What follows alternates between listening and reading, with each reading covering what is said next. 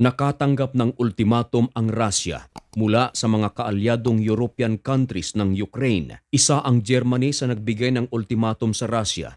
Sinasabi nito na kapag hindi haharap ng personal si Vladimir Putin sa presidente ng Ukraine na si Volodymyr Zelensky para pag-usapan na hintuin na ang kanilang 3 taong digmaan, ay mahaharap at madadagdagan ng napakaraming mga sanctions ang Russia sa iba't ibang panig ng mundo. Noong mga nakaraang pahayag ni Vladimir Putin, sinabi na nito na kapag may sanksyon sa kanilang bansa ay para na rin daw itong nagdeklara ng giyera. At ayon kay Volodymyr Zelensky, hindi ito tutungo sa Turkey kung hindi mangangako si Vladimir Putin na maghaharap sila ng personal. At ang US President naman na si Donald Trump, ayon sa kanya, posible na siya ay pupunta sa Turkey upang pumagitna sa pag-uusap ng dalawang bansa. Pero ano ang sabi ng Russia? Yan ang ating pag-uusapan sa videong ito. Pero bago ang lahat ay huwag kalimutang mag-subscribe at dahil nandito ka na rin lang naman mga kaibigan, samahan mo na rin ng walang pagdadabog na like.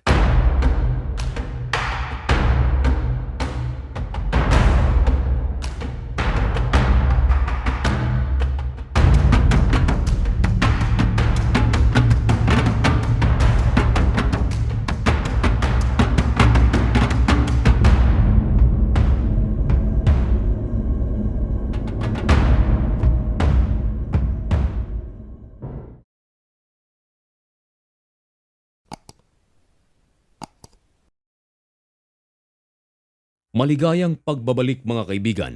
Kumusta na kayong lahat? Ngayon ay May 15, 2025. Isang nagbabaga at napakabagong balita ang ating ihahatid sa inyo.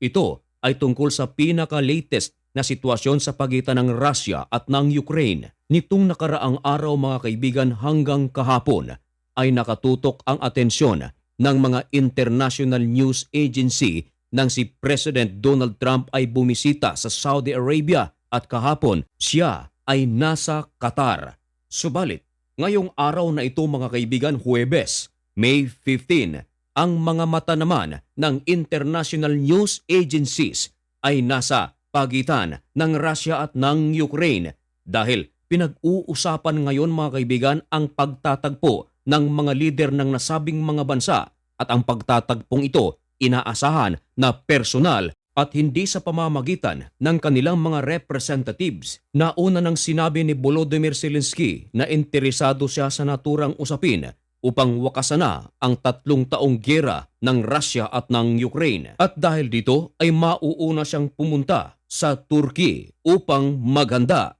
Pero ngayon mga kaibigan ay meron ng bagong binitawang pahayag si Volodymyr Zelensky. Ayon sa kanya, hindi raw siya pupunta. Bakit? Ang kanyang rason mga kaibigan, kung hindi mangangako si Vladimir Putin na haharap ng personal ay hindi rin daw siya pupunta upang pag-usapan ang long-lasting ceasefire ng dalawang bansa. Kinumpirma ng CNN ang mga sinabi ni Volodymyr Zelensky sapagkat umuugong ang balita mga kaibigan at sinabi rin ito ng kinatawan ng Russia na parang hindi dadalo si Vladimir Putin sapagkat ayon sa tagapagsalita ng Kremlin, hindi na raw kinakailangang dumalo pa si Vladimir Putin sapagkat kung ano ang mapagkakausapan o mapagkakasunduan sa naturang pag-uusap ay yun na rin daw ang magiging desisyon ni Vladimir Putin. Pero iba ang ini-insist ni Volodymyr Zelensky. Nais niya na silang dalawa ang magkaharap at sinabi ni Volodymyr Zelensky mga kaibigan, kung hindi haharap si Vladimir Putin, nangangahulugan daw ito na ayaw ng Russia na ihinto ang giyera sa pagitan ng Ukraine at ng Russia. Naku, matinding gulo ito mga kaibigan, sabagat hanggang ngayon mga kaibigan ay wala pang konkretong detalye o mga pahayag si Vladimir Putin kung ito ba ay haharap ng personal. Ngayon mga kaibigan, ay pinag-uusapan din ang sitwasyon o presensya ni President Donald Trump sa nasabing direct talks. Sabagat matapos bumisita si President Donald Trump sa Saudi Arabia at nangako ng $600 billion na deal At matapos makipagkamayan sa presidente ng Syria na si Ahmed al-Sharaa at nangako na tatanggalin na ang mga sanksyon sa Syria, nagtungo ito papuntang Qatar. Iniskortan ito ng Air Force. At pagkatapos ng kanyang bisita sa Qatar, ayon kay President Donald Trump, maaari siyang pumunta sa Turkey upang saksihan ang naturang pag-uusap. Ayon sa ibang mga eksperto, mga kaibigan, malaki ang possibility na talagang mahihinto na ang giyera sa pagitan ng Ukraine at ng Russia sapagkat ang mga lider ng nasabing bansa, Zelensky at Putin, ay naka-align kay President Donald Trump. Ang ibig sabihin nito, mga kaibigan, ay pinaniniwalaan nila si President Donald Trump. Ayon sa mga tagapagsalita ng Kremlin, hindi sila magbibigay kung sinong delegado ang ipapadala ni Vladimir Putin upang humarap sa naturang pag-uusap sa Turkey. Kung baga, mga kaibigan, tila surprise ang nais mangyari ng Russia.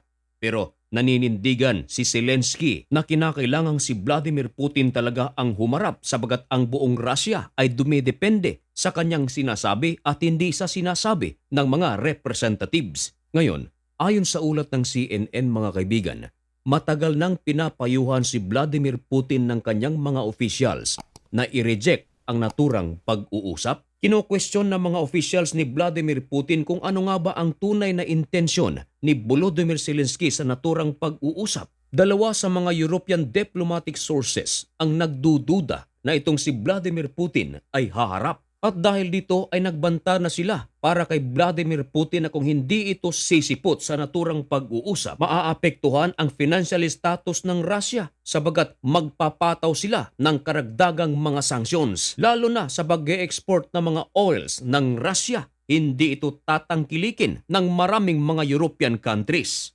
Pero si President Donald Trump, 50-50. Maaaring siya ay dumalo, maaaring hindi. Pero kinumpirma na ni President Donald Trump na si Rubio ay dadalo sa naturang pag-uusap. Marahil ay tinitingnan din ni President Donald Trump kung kinakailangan bang siyang pumunta o hindi na. Marahil isa sa kanyang mga tinitingnan, mga kaibigan, ay ang presensya ni Vladimir Putin. Oo nga naman, ayon sa mga eksperto, mga kaibigan, lilitaw na para lamang tuta si Donald Trump kung siya ay naroon at si Zelensky ay naroon pero wala dyan si Vladimir Putin. Kaya marami ang mga sumasang-ayon na kung magkakausap man ang Russia at ang Ukraine, kinakailangang leader to leader na. Kasama na nga itong si Donald Trump. Kung kayo naman ang tatanungin, mga kaibigan, kinakailangan ban talaga na ang mga lider o matataas na pinuno ng isang bansa ang mag-usap tungkol sa usapin gaya ng Ukraine at ng Russia? Ipaalam ang inyong mga komento dyan sa comment section at malugod ko po iyang babasahin. At sa lahat ng aking mga kababayan, Luzon, Visayas at Mindanao at sa iba't ibang panig ng mundo, mag-ingat po kayo. May God bless you and thank you so much for watching. Goodbye.